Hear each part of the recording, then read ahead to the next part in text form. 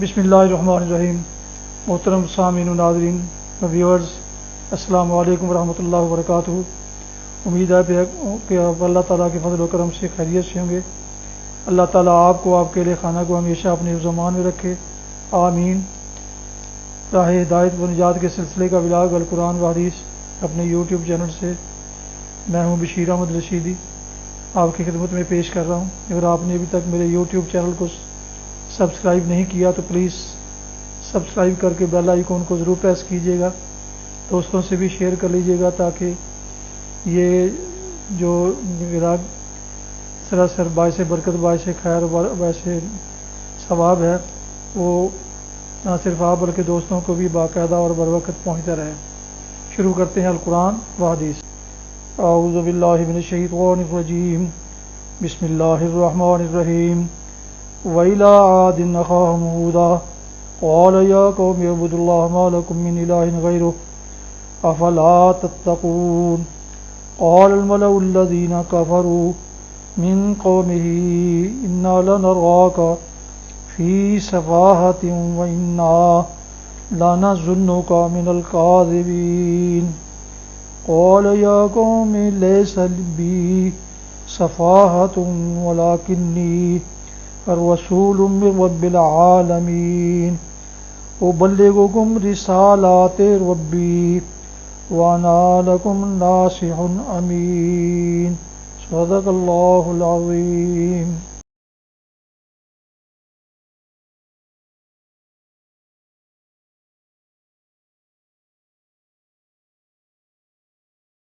سورہ الاعراف کی آیات مبارکہ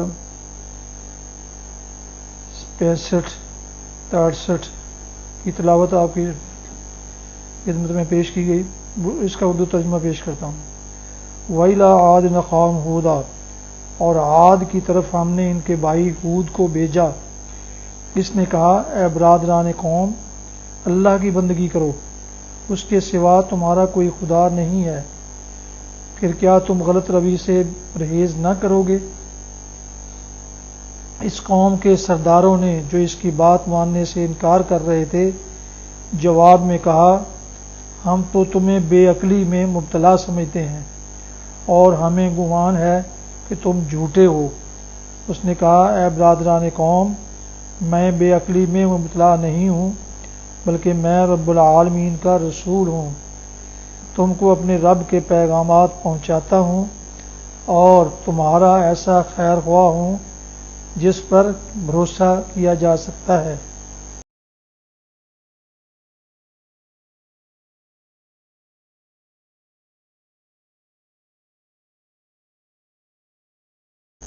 تلاوت کی گئی آیات مبارکہ کی تفسیر بیان کی جاتی ہے۔ اور عاد کی طرف ہم نے ان کے بھائی ہود کو بھیجا۔ یہ عرب کی قدیم ترین قوم تھی جس کے افسانے اہل عرب میں زبانیں زد عام تھے۔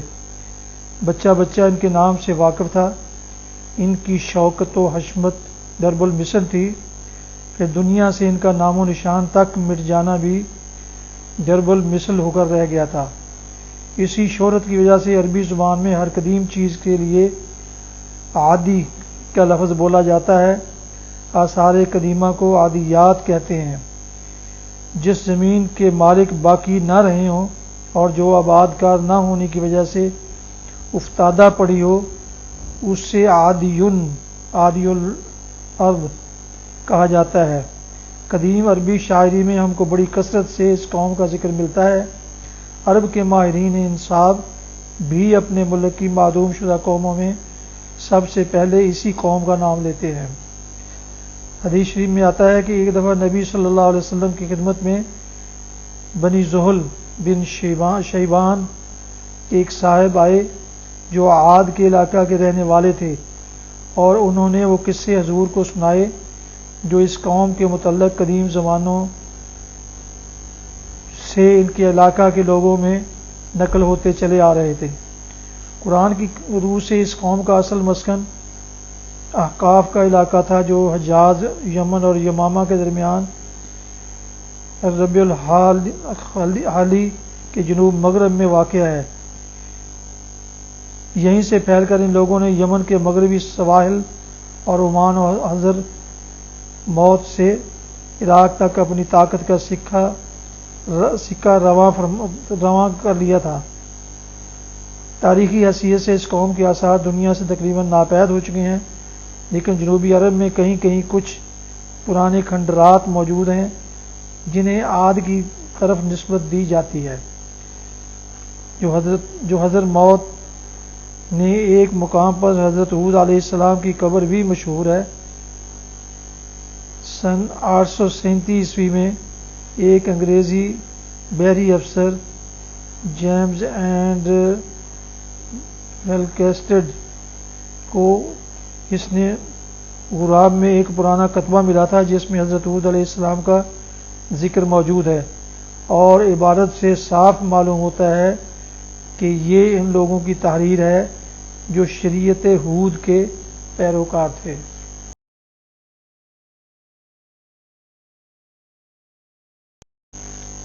حدیث مبارکہ۔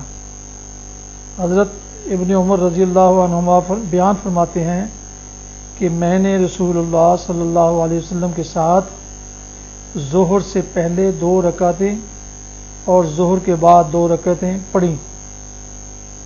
صحیح بخاری کتاب التہجد حدیث نمبر 1165۔